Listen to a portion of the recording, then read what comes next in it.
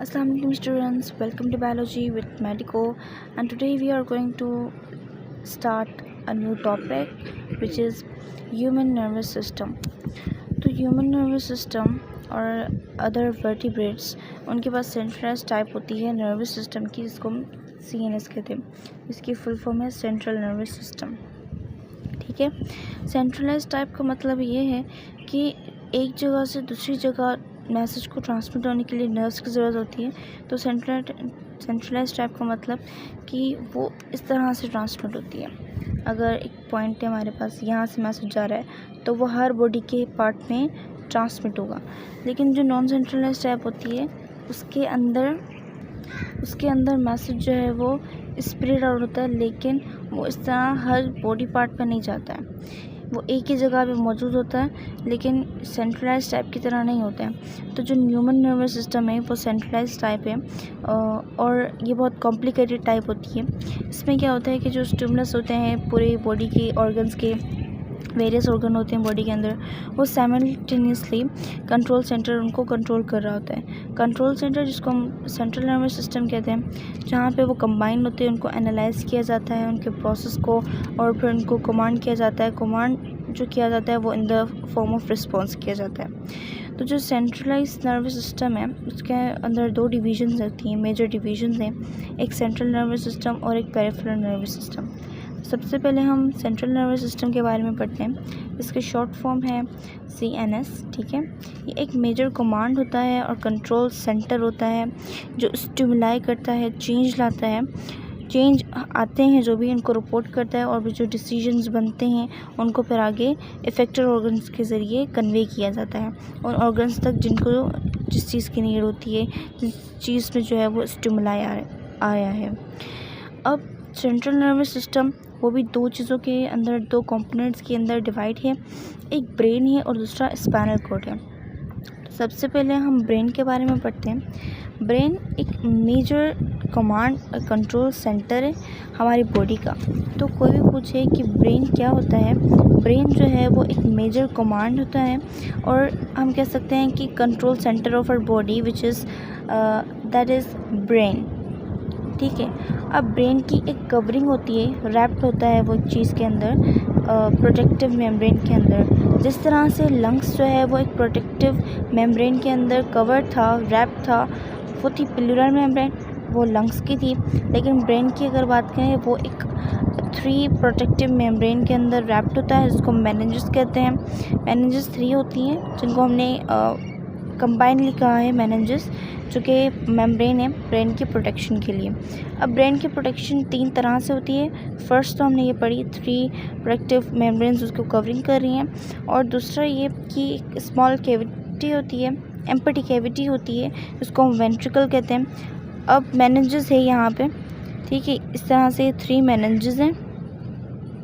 इनके दरमियान में जो एम्प्टी कैविटी है, ठीक है, यहाँ पे जो है वो CSF होगा. CSF मीन्स कि सेरेब्रो स्पाइनल फ्लूइड. ये फ्रिक्शन को रिड्यूस करता है, ल्यूब्रिकेंट का काम करता है, ताकि ये जो है वो इन तीनों के दरमियान में मौजूद होता है. तो मीन्स कि ब्रेन जो है मेनिंजेस भी प्रोटेक्शन में है, कर रही हैं प्रोटेक्शन, और दूसरा CSF भी इसको प्रोटेक्ट कर रहा है, फ्लूइड है ये कुशन लाइक प्रोटेक्शन देता है ब्रेन को. उसके अलावा ब्रेन जो है वो स्कल के अंदर प्रोटेक्ट है. ठीक है. स्कल जो है वो दूसरी प्रोटेक्शन प्रोवाइड करता है ब्रेन को, और उसमें जो है वो प्रोटेक्ट होता है. सही है. स्कल तो हमारा पूरा यहाँ से लेके यहाँ तक हमारा पूरा स्कल होता है. स्कल का एक पार्ट है क्रेनियम, जो कि यहाँ पर मौजूद होता है. फर्स्ट पार्ट ये तो पूरा यहाँ से लेके यहाँ तक स्कल है, लेकिन जो फर्स्ट पार्ट होता है यहाँ पर, उसको हम क्रेनियम कहते हैं. तो मीन्स कि जो ब्रेन की फर्स्ट प्रोडक्शन है वो क्रेनियम से होती है, which is the part of skull. Secondly meninges यहाँ पे होती हैं. ये हमारे पास ये मेनिंजेस होती हैं.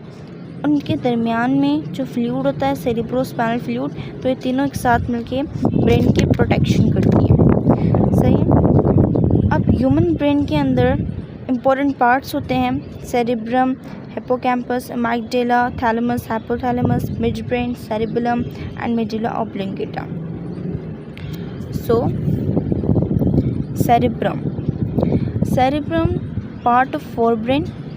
सबसे पहले फोर ब्रेन को मतलब ब्रेन को इजी करके, ब्रेन जो है वो 3 पार्ट्स में डिवाइडेड है, fore brain, mid brain, hind brain.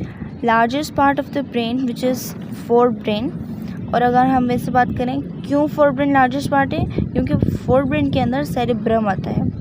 Fore brain के अंदर और 3 पार्ट्स में डिवाइडेड है फोर ब्रेन। एक सेरेब्रम जिसको हम दूसरा नाम सेरेब्रल हेमिस्फीयर कहते हैं और टेलेंसेफेलोन भी कहते हैं, और ये लार्जेस्ट पार्ट है ब्रेन का, टेलेंसेफेलोन। सही है। अब सेरेब्रम एक लार्जेस्ट पार्ट है ब्रेन का, क्यों? क्योंकि यहाँ पे इम्पोर्टेंट डिसीजंस जो हैं वो बनते हैं और इनको कंसीडर किया जाता है as a seat of intelligence. क्यों? क्योंकि ये ऑल कॉन्शियस एक्टिविटीज़ को कंट्रोल करता है और मेमोरी को भी कंट्रोल करने का काम सेरेब्रम का है। सही है। और अब सेरेब्रम की 3 क्लासिफिकेशन है, मैंने की है। मतलब मैं इसको मतलब हम 3 तरह से डिफ़ाइन कर सकते हैं, तो इसलिए हमने इसकी 3 क्लासिफिकेशंस रखी हैं। फर्स्ट ये कि आउटर और इनर की तरह हम इसको डिफ़ाइन कर सकते हैं कि सेरेब्रम का आउटर पार्ट कॉर्टेक्स कहलाता है और इसको हम ग्रे मैटर भी कहते हैं। क्यों? क्योंकि ग्रेइश इन कलर होता है, इसके अंदर सेल की न्यूरॉन्स की सेल बॉडीज़ मौजूद होती हैं। इनर पार्ट की बात करें तो वो वाइट मैटर होता है, ठीक है। क्यों? क्योंकि वो वाइटिश कलर का होता है, इसके अंदर जो है वो सेल प्रोसेसेस होते हैं जो कि हेयर लाइक आउटग्रोथ होती है, हेयर लाइक आउटग्रोथ होती है, ठीक है। अब सेकंड क्लासिफिकेशन ये है कि सेरेब्रम कंसिस्ट करता है 2 हेमिस्फीयर्स में। Hemi means half and sphere means circle, ठीक है। तो जो सेरेब्रम है वो 2 हेमिस्फीयर्स में कंसिस्ट है, एक राइट और लेफ़्ट। इसका फंक्शन क्या है कि राइट जो है वो लेफ़्ट को कंट्रोल करता है, राइट पूरी बॉडी हाफ, और लेफ़्ट जो है वो लेफ़्ट साइड बॉडी का, तो वो दोनों एक दूसरे को कंट्रोल करते हैं। राइट लेफ़्ट को कंट्रोल करता है और लेफ़्ट जो है वो राइट को कंट्रोल करता है। सही है। अब the cortex is associate with thoughts. अब कॉर्टेक्स जो एरिया होता है, हमने बात की आउटर पार्ट है, वो जो है वो थॉट्स, प्लान्स, एक्शंस, डिटर्मिनेशन सारी चीज़ें जो है वो एसोसिएट करता है। थर्ड क्लासिफिकेशन ये है कि इसको डिवाइड किया गया है 4 सेक्शंस और 4 लॉब्स के अंदर। फर्स्ट है हमारे पास frontal lobe, second parietal lobe, third temporal lobe और फोर्थ है occipital lobe. Frontal lobe associate होता है थॉट्स और इमोशंस से, जो भी हम सोचते हैं, जो भी फीलिंग्स होती हैं वो फ्रंटल लोब करवाता है, उसके अलावा भी एट्सेट्रा। पैरेटल लोब एसोसिएट होता है डिफरेंट सेंसेशन से, जैसे कि प्रेशर हो गया, टेम्परेचर हो गया, लैंग्वेज प्रोसेसिंग एट्सेट्रा। मीन्स कि जो हमारे बॉडी टेम्परेचर होता है उसको कंट्रोल करता है पैरेटल लोब, ठीक है। अब टेम्परल लोब इन्वॉल्व होता है for the hearing and speech. अब ऑसिपिटल लोब एसोसिएट होता है विजन से, दिखाने से। अब यहाँ पे इसका मतलब क्या हुआ कि पैरेटल लोब लैंग्वेज प्रोसेसिंग में वर्क करता है और टेम्परल लोब जो है वो स्पीच में वर्क करता है, स्पीच को कंट्रोल करता है, एसोसिएट करता है। तो उसका मतलब क्या हुआ यहाँ पे? इसका मतलब ये लैंग्वेज प्रोसेसिंग जो डिफरेंट लैंग्वेजेस होती हैं, स्पीच जो हम अपनी लैंग्वेज, जैसे कि मैं हूँ यहाँ पे उर्दू बोल रही हूँ, क्यों? क्योंकि मैं बचपन से बोलती हूँ उर्दू, तो उसी तरह से ही मेरी जो उर्दू है वो फ्रीक्वेंटली है, मैं क्विकली बात कर रही हूँ, तो उसमें मुझे कोई परेशान नहीं है। जो हमारी मदर टंग होती है वो स्पीच में कहलाती है। लैंग्वेज प्रोसेसिंग मतलब कि प्रोसेस होना, कुछ सोच के बोलना, डिफरेंट लैंग्वेज का बोलना, सिर्फ हमारी नहीं, वो चाहे अरबिक आप बोल रहे हों और इंग्लिश बोल रहे हों या कोई और पंजाबी वगैरह बोल रहे हों आप, ठीक है। तो उन चीज़ों को, उन डिफरेंट लैंग्वेज को सोच के बोलने को हम लैंग्वेज प्रोसेसिंग कहते हैं। और जो मदर टंग होती है, जो हम बचपन से बात करते हैं, वो स्पीच पे आता है। अब थैलेमस की बात करते हैं। थैलेमस किस चीज़ का पार्ट है? सेरेब्रम तो हमने कहा कि वो टेलेंसेफेलोन का पार्ट है, मीन्स के फोरब्रेन का पार्ट है। फोरब्रेन के 3 पार्ट्स थे, ठीक है, एक टेलेंसेफेलोन और दूसरा डायसेफेलोन। डायसेफेलोन में एक पार्ट आता है थैलेमस और थर्ड हमारे पास है फोरब्रेन का पार्ट है, जिसको हम लिम्बिक सिस्टम कहते हैं। लिम्बिक सिस्टम के अंदर हाइपोथैलेमस, हिप्पोकैम्पस और अमाइगडाला, ये तीनों चीज़ें आ जाती हैं। तो थैलेमस पढ़ते हैं। थैलेमस जो है वो ब्रेन के इनसाइड मौजूद होता है और ये हाइपोथैलेमस के ऊपर मौजूद होता है, ठीक है। पहले थैलेमस आता है, मतलब पहले थैलेमस आएगा, उसके बाद जो है वो हाइपोथैलेमस है।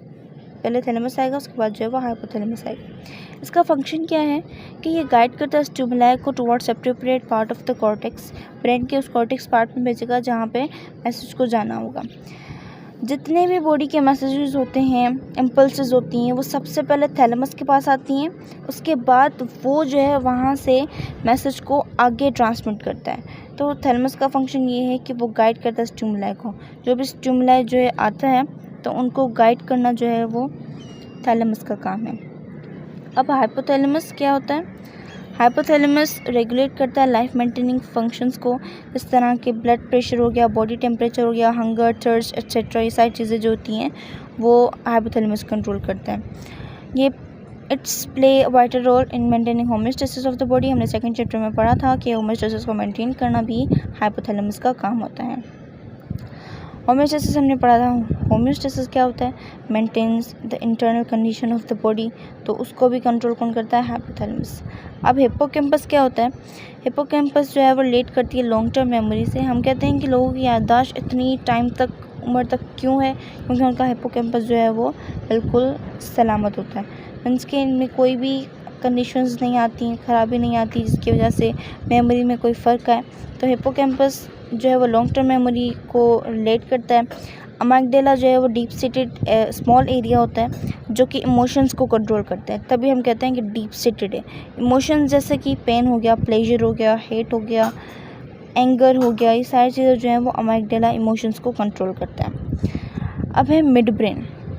मिड ब्रेन ह्यूमंस का एक स्मॉलर पार्ट है ब्रेन का, जो कि कंबाइनली दो फंक्शंस को परफॉर्म करता है। विजुअल दिखाने को, ऑल्फैक्टरी स्मेल चीज़ों को स्टिमुलाई करने को मिड ब्रेन जो है वो कंट्रोल करता है।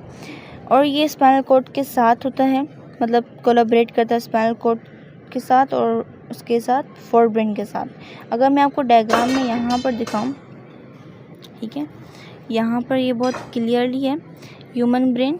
ये हमारे पास सेरेब्रम है, ठीक है। इसमें अगर हम बात करें, सिर्फ हम सेरेब्रम की बात करें, तो उसमें जो फर्स्ट पार्ट होता है इसको हम कहते हैं frontal lobe, second part parietal lobe, ये पीछे थर्ड पार्ट ऑसिपिटल लोब। उसकी जो वेंट्रल साइड पे, मतलब साइड में आइदर साइड पर टेम्पोरल लोब मौजूद होता है, मीन्स कि वो भी सेरेब्रम ही है, ठीक है, लेकिन उस साइड पे मौजूद होता है। यहाँ सामने जो हमें दिखाई दे रहा है इस लॉन्गिट्यूडनल सेक्शंस में, तो यहाँ फ्रंटल लोब है, सेकंड में पैरिटल लोब है और थर्ड में हमारे पास ऑसिपिटल लोब है। अब यहाँ पर इस एरिया के अंदर जो है वो मिड ब्रेन मौजूद होता है, ठीक है। देन फिर ये पोन्स है साइड पे, और ये जो चीज़ है वो मेडुला है, मेडुला ऑब्लिंगेटा। देन फिर स्पाइनल कॉर्ड स्टार्ट हो रही है। तो जो मिड ब्रेन है वो एसोसिएट करता है स्पाइनल कॉर्ड के साथ और फोर ब्रेन के साथ में होता है। फोर ब्रेन कौन कौन सा है? हमने पढ़ा था कि सेरेब्रम, ये सारी चीज़ें जो हैं वो फोर ब्रेन में आती हैं। और स्पाइनल कॉर्ड के साथ जो है वो कोलैबोरेट करता है। किस तरह से? यहाँ पे मिड ब्रेन है तो मीन्स के स्पाइनल कॉर्ड यहाँ से स्टार्ट हो रही है, तो मीन्स के वो साथ में ही उससे कोलैबोरेट कर रहा है। और अगर हम बात करें कि मिड ब्रेन, पोन्स और मेडुला को कंबाइनली हम क्या कहेंगे? Brain stem. तो मतलब कि जो सेरेब्रम होता है वो ब्रेन स्टेम के साथ अटैच होता है, मीन्स कि यहाँ से चीज़, ये जो चीज़ है हमारे पास, ये हमारे पास ब्रेन स्टेम है। तो जो सेरेब्रम है वो ब्रेन स्टेम के ऊपर अटैच है, वो इसके साथ किसी भी ब्रेन के किसी भी पार्ट के साथ अटैच नहीं है, वो ब्रेन स्टेम के साथ अटैच हुआ है, सही है। एंड देन फिर यहाँ से स्पाइनल कॉर्ड जो है वो स्टार्ट होती है। फिर ये पिट्यूटरी ग्लैंड में मौजूद है, ऑप्टिक नर्व भी मौजूद है। ऑप्टिक नर्व हम पढ़ेंगे, ये आई में होती है, ठीक है, और ये सेरेब्रम है, ब्रम। अब हम पढ़ते हैं सेरिबेलम। सेरिबेलम हाइंड ब्रेन का पार्ट होता है, ठीक है, जो कि ब्रेन का थर्ड पार्ट है। हाइंड ब्रेन, उसमें 3 पार्ट आ जाते हैं, सेरिबेलम, मेडुला ऑब्लिंगेटा और थर्ड हमारे पास आता है पोन्स। तो ये बैलेंस का काम करता है। इसका जो स्ट्रक्चर है कन्वोल्यूटेड है, डोर्सल साइड में मौजूद होता है बिलो द सेरिबेलम, सेरिब्रम। तो मैंने अभी आपको दिखाया सेरिब्रम के नीचे था, ठीक है। तो सेरिब्रम जो है वो सेरिब्रम के नीचे होता है। It controls movements, precision movements, जैसे कि मसल्स की मूवमेंट होना, मसल्स को बैलेंस करना, और जो हमारी बॉडी की पोजीशन होती है उसको मेंटेन रखना इन रिलेशन टू ग्रेविटी कि हम गिरना चाहें। और कुछ ऐसी एक्टिविटीज़ होती हैं उनका बैलेंस रखना, जिस तरह से आगे हमारे पास राइटिंग, ड्राइंग, पेंटिंग, डांसिंग, इस सब चीज़ों के लिए जो है वो बैलेंस का होना बहुत ज़रूरी है, और बैलेंस का काम जो है वो सेरिब्रम करता है, ठीक है। तो ये ह्यूमंस के स्ट्रक्चर में आ जाता है। नाउ यहाँ पे हमें पार्ट्स ऑफ ब्रेन के बारे में बताया गया है, ठीक है। यहाँ पे क्लियरली आपको समझ आ जाएगा। सबसे पहले हमारे पास फ्रंटल लोब है ये, ठीक है। यहाँ से स्टार्ट होती है, बिल्कुल यहाँ से ये जो चीज़ है ये हमारे पास फ्रंटल लोब है।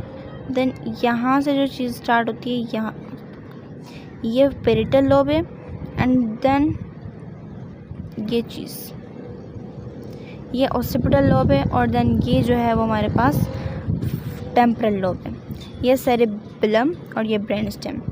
फ्रंटल लोब की अगर बात करें तो वो मोटर कंट्रोल करता है। मोटर कंट्रोल मीन्स के जो वॉलंटरी एक्शंस होते हैं उनको कंट्रोल करता है, जिसको हम प्री मोटर कॉर्टेक्स कहते हैं। प्रॉब्लम सॉल्विंग, जो भी इश्यूज़ वगैरह होते हैं उनको सॉल्व करना, जिसको हम प्री फ्रंटल एरिया कहते हैं। मीन्स कि ये फ्रंटल लोब जो है इमोशंस को भी कंट्रोल करते हैं, इमोशंस को और जो वॉलंटरी एक्शंस होते हैं उनको भी कंट्रोल करते हैं। स्पीच प्रोडक्शंस, इसके अंदर जो है वो यहाँ पर ब्रोकाज एरिया होता है जो कि स्पीच के प्रोडक्शन करता है फ्रंटल लोब के अंदर, ठीक है। अब अगर पेरिटल लोब की अगर हम बात करें तो इसमें टच परसेप्शन का काम होता है। कोई भी अगर हमें टच करता है, ठीक है, कोई भी अगर हमें टच करता है तो हमें फ़ील हो जाता है जल्दी से, क्योंकि पेरिटल लोब जो है वो टच परसेप्शन का काम करता है। टच हमारा जारी है, इसको हम सोमेटोसेंसरी कॉर्टेक्स कहते हैं, जो है वो बॉडी ओरिएंटेशन का भी काम करती है। इसका मतलब कि बॉडी की पोजीशन और उसकी डायरेक्शन को मेंटेन रखना भी इसका काम होता है। और सेंसरी डिस्क्रिमिनेशन मीन्स कि किस तरह से बॉडी जो है वो अरेंज कर रही है, फेस कर रही है, और नोटिस करना, और स्टिमुलाई जो भी आता है उसको नोटिस करना, कंपेयर करना, उसके बाद रिस्पॉन्ड करना। तो वो सेंसरी डिस्क्रिमिनेशन का काम ये है। ऑसिपिटल लोब जो कि साइट विजुअल कॉर्टेक्स का काम करती है, visual reception and visual interpretation. Site visual मतलब दिखाना, एक देखने का कॉर्टेक्स होता है आई के अंदर, ठीक है। तो ऑसिपिटल लोब वहाँ पे वर्क करता है, दिखाने का काम करता है, उसका भी एक कॉर्टेक्स होता है, ठीक है। विजुअल रिसेप्शन, विजुअल दिखाने के भी रिसेप्टर्स होते हैं, ठीक है, जो कि वो रिसेप्टर्स क्या करते हैं, लाइट को रिसीव करते हैं, डिटेक्ट करते हैं, देन फिर हमें जो है वो इमेज दिखाते हैं। विजुअल इंटरप्रिटेशन की बात करें तो वो क्या होता है, एनालाइज करना, विजुअल मटेरियल जो भी चीज़ होती है उसको एनालाइज करना, अंडरस्टैंड करना कि आप वो चीज़ क्या देख रहे हैं। तो वो सारा काम जो है ऑसिपिटल लोब करता है। टेम्पोरल लोब की अगर बात करें तो वो ऑडिटरी प्रोसेसिंग करता है, हेयरिंग का काम करता है, लैंग्वेज कम्प्रीहेंशन का काम करता है। लैंग्वेज कम्प्रीहेंशन का काम करने को हम जो वो वेर्निकीज एरिया कहते हैं, जो कि इस साइड में मौजूद होता है। मेमोरी इंफॉर्मेशन का काम भी टेम्पोरल लोब करता है। ब्रेन स्टेम मैंने आपको बताया कि ये हमारे पास मिड ब्रेन है, पोन्स आ जाता है और मेडुला आ जाता है। इन तीनों को कंबाइनली हम ब्रेन स्टेम कहते हैं, और फिर जो है वो स्पाइनल कॉर्ड स्टार्ट होती है। ब्रेन स्टेम जो है वो इनवॉलेंट्री रिस्पॉन्सेस करता है, ठीक है, इनवॉलेंट्री प्रोसेस करता है, और इसकी जो लोकेशन होती है वो बेस ऑफ द ब्रेन मौजूद होती है। इसकी जो लोकेशन है base of the brain means कि ये पूरा ब्रेन है, इसके बेस में यहाँ पे मौजूद है, ठीक है। उसके अलावा इसका जो फंक्शन है वो ब्रीथिंग है, हार्ट बीट, इन सब चीज़ों को कंट्रोल करना किसका काम है, ब्रेन स्टेम का काम है। अब आ जाते हैं मेडुला ऑब्लोंगेटा के अंदर की बात करते हैं। ये जो है वो स्पाइनल कॉर्ड के बिल्कुल अबव ऊपर मौजूद होता है, यहाँ से स्पाइनल कॉर्ड स्टार्ट होता है। तो ये चीज़ जो है हमारे पास मेडुला ऑब्लोंगेटा है, ठीक है। It is the control centre, ये कंट्रोल सेंटर है फॉर ऑटोमेटिक एक्टिविटीज़, मतलब ये ऑटोमेटिक एक्टिविटीज़ करवाते हैं, मीन्स के इन्वॉलेंट्री एक्टिविटीज़ करवाते हैं, जैसे कि ब्रीथिंग हो गई, हार्ट बीट हो गई, ब्लड प्रेशर हो गया, coughing, swelling, hiccuping, digesting food etcetera. इसी एक्टिविटीज़ को हम नाम देते हैं रिफ्लेक्सेस का। जो रिफ्लेक्सेस करवाती है वो मेडुला ऑब्लोंगेटा करवाता है, ठीक है, हमने फर्स्ट चैप्टर में पढ़ा था कि ब्रीथिंग जो है वो भी मेडुला ऑब्लोंगेटा भी करवाती है। अब पोन्स की अगर बात करें तो ये लाई करता है ventral side of medulla oblongata, ventral side में मौजूद होता है। ये हेल्प करता है फेशियल मसल में, जो हमारे फेस के अंदर जो मसल्स होते हैं उनको कंट्रोल जो है वो पोन्स करता है। उसके अलावा ये हेल्प करता है स्लीपिंग में, जब हम सोते हैं, और जगाने में ये पोन्स जो है वो वर्क करता है। किसका काम है? जगाने और सुलाने का, वो पोन्स करता है। ब्रेन का थर्ड पार्ट हाइंड ब्रेन, उसके अंदर 3 पार्ट्स होते हैं। इसका थर्ड पार्ट पोन्स, वो जो है कंट्रोल करता है इस चीज़ को। नाउ स्पाइनल कॉर्ड, जो कि सीएनएस का सेकंड कंपोनेंट है, ये बटरफ्लाई शेप्ड होता है, थिक होता है, वाइटिश कलर होता है, लॉन्ग ट्यूब होती है, बहुत लंबी ट्यूब होती है। Structure which arises from medulla oblongata, जो कि मेडुला ऑब्लोंगेटा से अराइज होती है और एक्सटेंड हुई नीचे की तरफ वर्टिब्रल कॉलम की तरफ जाती है। अनलाइक ब्रेन का अगर हम ऑपोजिट करें तो एक सेक्शन होता है आउटर और इनर। अब स्पाइनल कॉर्ड का जो आउटर एरिया है उसको हम ग्रे मैटर कहते हैं, सॉरी आउटर एरिया को वाइट मैटर कहते हैं क्योंकि वो वाइटिश कलर का होता है। इनर को हम ग्रे मैटर कहते हैं। ब्रेन का अगर बात करें तो उसमें जो आउटर पार्ट था उसको हम ग्रे मैटर कहते हैं और जो इनर पार्ट था उसको हम वाइट मैटर कहते हैं। लेकिन स्पाइनल कॉर्ड में इसका अपोजिट है, लाइक ब्रेन। अब ब्रेन के जैसे ही स्पाइनल कॉर्ड मेनिंजेस में ही रैप्ड होता है, उसमें कवर होता है और इसके अंदर सेरेब्रल स्पाइनल फ्लूइड भी मौजूद होता है। मीन्स कि स्पाइनल कॉर्ड की भी 3 प्रोटेक्शंस होती हैं। ये मेनिंजेस रैप्ड होती हैं, सेरेब्रल स्पाइनल फ्लूइड भी होता है और थर्ड ये वर्टिब्रल कॉलम के साथ को कवर कर रहा होता है और वर्टिब्रल कॉलम इसको कवर कर रहा होता है। तो मीन्स के थर्ड प्रोटेक्शन हमारे पास जो है प्रोटेक्शन वर्टिब्रल कॉलम की आ गई। इसको हम जो है मिनी कंट्रोल सेंटर भी कहते हैं क्योंकि जो छोटे छोटे रिफ्लेक्सेस होते हैं उनको कंट्रोल करता है।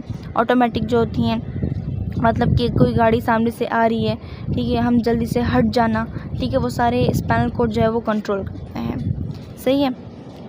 इट ऑल्सो ओके, इसके अंदर जो डिफरेंट बॉडी के पार्ट्स होते हैं उनमें जो इन्फॉर्मेशन फ़्लो होती है वो सबसे पहले स्पाइनल कॉर्ड से यहाँ से फ़्लो के, ये तो वर्टिब्रल कॉलम है, यहाँ से स्पाइनल कॉर्ड से फ़्लो होके फिर जो है वो ब्रेन के पास जाती है। सही है। अब हम बात करते हैं पेरिफेरल नर्वस सिस्टम की, इसको हम पीएनएस कहते हैं। इट कंसिस्ट ऑफ केबल्स, इसके अंदर केबल्स मौजूद होती हैं जो कि अराइज होती हैं सेंट्रल नर्वस सिस्टम से, और मतलब सीएनएस से अराइज होती हैं। अब सीएनएस हमारे पास ब्रेन है और देन फिर जो नर्व्स यहाँ से पूरी बॉडी के अंदर जाती हैं, हर ऑर्गन के पास जाती हैं, ठीक है, वो हमारे पास पेरिफेरल नर्वस सिस्टम होता है। और हर केबल को हम नर्व का नाम देते हैं और नर्व के अंदर बहुत सारे एक्सोन्स मौजूद होते हैं, वो सेंसरी न्यूरॉन्स भी होते हैं, वो मोटर न्यूरॉन्स भी होते हैं। तो PNS consist of somatic nervous system. PNS जो है वो 2 सिस्टम के अंदर कंसिस्ट करता है, ठीक है। फर्स्ट हमारे पास है सोमैटिक नर्वस सिस्टम और सेकंड हमारे पास है autonomic nervous system. Somatic nervous system इन जो voluntary actions, control voluntary actions जो हमारे कंट्रोल में है उन एक्शंस को कंट्रोल करता है सोमैटिक नर्वस सिस्टम।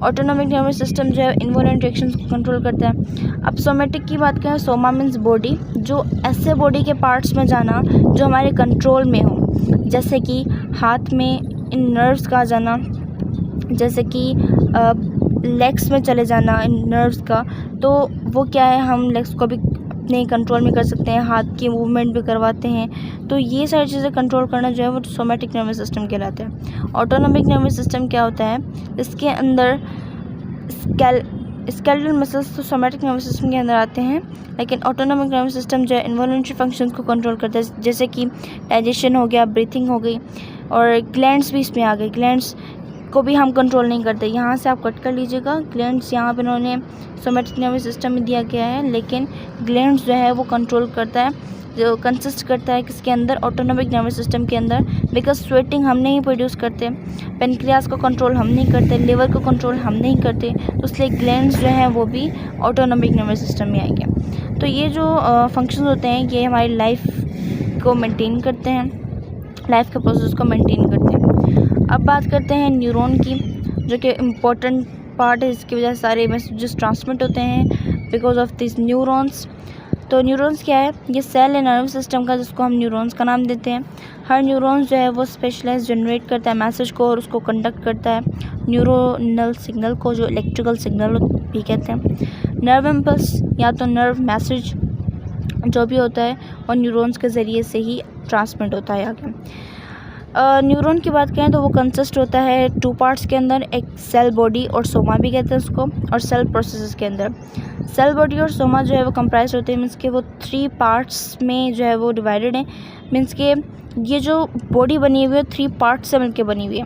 सबसे पहले तो यहाँ पे सेल मेम्ब्रेन है, प्लाज्मा मेम्ब्रेन से कहते हैं, साइटोप्लाज्म मौजूद है और ये न्यूक्लियस हमारे पास मौजूद है। तो ये मिलके बॉडी बनाते हैं, सोमा बनाते हैं। उसके अलावा अगर हम थर्ड की बात करें, the process hair like projections, जो हेयर लाइक प्रोजेक्शंस बाहर की तरफ निकल रही हैं वो डेंड्राइट्स कहलाती हैं। वो हेयर लाइक प्रोजेक्शंस है जो जहाँ से जो नर्व इम्पल्स है वो डेंड्राइट्स लेते हैं एंड देन फिर पूरी बॉडी में ट्रांसमिट करते हैं। अब ये हेयर लाइक प्रोजेक्शंस 2 तरह की होती हैं, एक डेंड्राइट्स और एक एक्सोन्स। ये डेंड्राइट्स हमारे पास, ठीक है, स्मॉल स्मॉल जो हेयर लाइक आउटग्रोथ है सोमा के ऊपर। एंड देन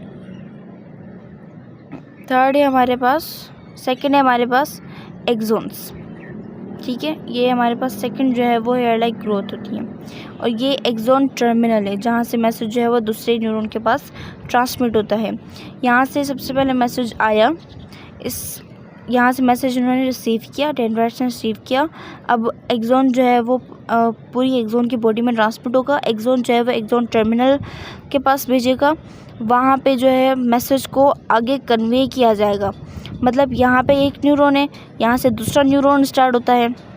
जो दूसरा न्यूरॉन स्टार्ट होता है यहाँ से मैसेज को ट्रांसमिट करना, हमने पढ़ा था कि न्यूरो ट्रांसमीटर्स होते हैं बीच में जो कि मैसेज को एक न्यूरॉन से दूसरे न्यूरॉन तक ट्रांसमिट करते हैं। एक्सोन टर्मिनल क्या करेगा, ये एक्सोन टर्मिनल है, ठीक है। यहाँ से जो है वो मैसेज दूसरे न्यूरॉन के पास जाएगा, ठीक है। तो मीन्स कि इस तरह से जो है वो पूरी बॉडी के अंदर मैसेज जो है वो ट्रांसमिट होते हैं। डेंड्राइट्स क्या होता है, स्टिमुलाई को रिसीव करता है, स्टिमुलाई को रिसीव करता है और एक्सोन्स को ट्रांसमिट करता है, कमांड करता है बाकी न्यूरॉन्स को, और कुछ इफेक्टर सेल्स होते हैं उनको ट्रांसमिट करते हैं। इसी तरह से इलेक्ट्रिक केबल है हमारे पास, वो सेल प्रोसेस करवाती है। यूजुअली इनके पास एक कवरिंग होती है, एक्सोन के पास एक कवरिंग होती है जिसको माइलिन शीट कहते हैं, जो कि स्पीड को इंक्रीज़ करवाते हैं। इसके मैसेज को फास्टली जो है क्विकली भेजता है आगे की तरफ, ताकि नर्व इम्पल्स जो है वो इस न्यूरॉन के बाहर ना आ सके, न्यूरॉन के अंदर ही वो बॉडी के अंदर जो है वो ट्रांसमिट ही होती रहे, बॉडी के बाहर ट्रांसमिट नहीं होती रहे। इसलिए माइलिन शीट जो है वो उसकी कवरिंग होती है ताकि मैसेज जो है,